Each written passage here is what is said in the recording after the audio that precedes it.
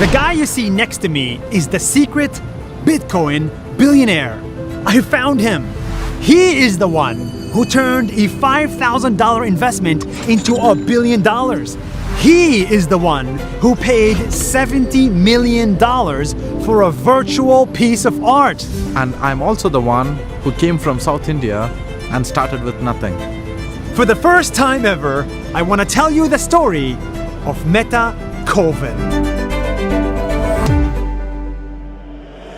This guy from South India did not grow up with money. In fact, for most of his life, he could not afford to buy a laptop. He could only afford to buy a flash drive where he kept all his files. At the night, I used to borrow my friend's laptop when they're just going to sleep, and then I used to use my pen drive and learn how to code. And on the internet, he saw opportunity. So he learned how to code and how to build websites. Simple websites that do simple tasks. So I remember one of the websites I built on which anyone could hire a freelancer for $10. But that didn't go very well. It failed.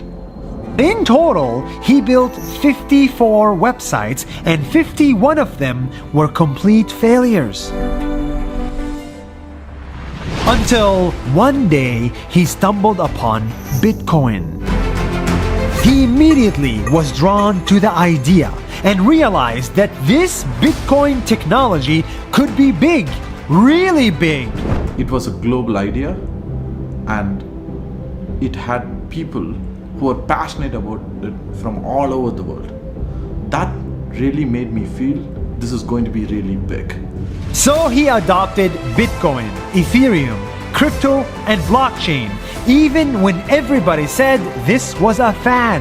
Anything that's new is initially rejected, right? Like they say, they laugh at first. In the same way, Bitcoin was laughed off. But that's when I know that something might work. So when people laugh at something, my brain goes, maybe we should try it, right?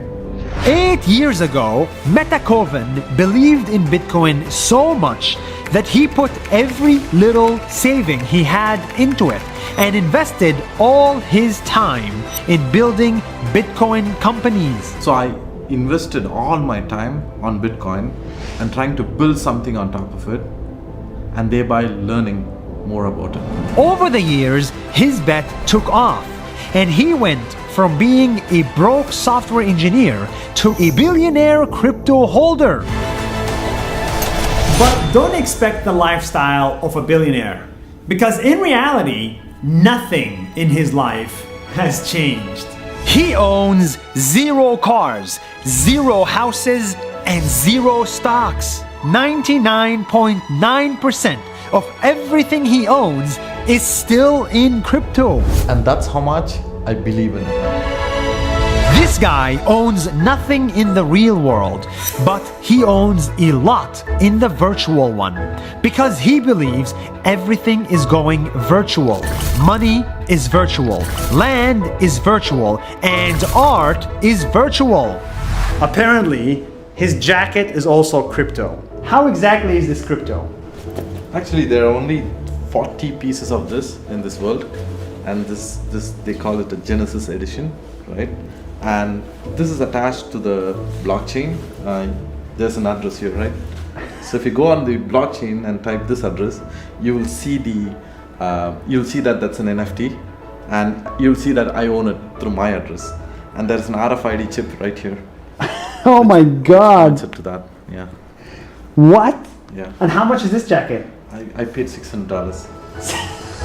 That's why last week he made headlines for buying digital art for $70 million from an artist in America. 69 million. I think it probably means digital art is here to stay. I'm going to Disney World. It's the most expensive virtual purchase ever.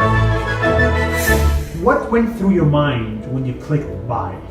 At the auction, my mind was, like I had nothing in my mind. I was okay, I'm going for it, that's it. And actually the the funny part is, a lot of people think I was nervous and stuff. I was not. I knew this was happening, and I had to do it, so I did it. My fund, which is Metaverse, we are planning to build this monument in the Metaverse, which is a virtual space. So we have land there, and we are going to build a huge monument and put this art there so that people can enjoy the 440 million pixel art in its true form, because it's a digitally native picture. For this guy, buying a $70 million piece of crypto art was not just an investment, it was an act of support. He wants to support creators, artists, singers, musicians, people from all around the world, from any race, any gender, any color. People around the world have prejudices, and that gets me really angry, because you have to look at what people do and not how people look like or where they are from, and make your conclusions. Time and again, whenever I've been rejected from something, like an investor or someone, he'd always tell me I don't have pedigree, and I hate that, because you never gave me a chance, right? And if you look at what I do, maybe you'll reconsider your decision. And I think it's the same for everyone in this world. If it wasn't obvious by now, this is not about money. This is about decentralization.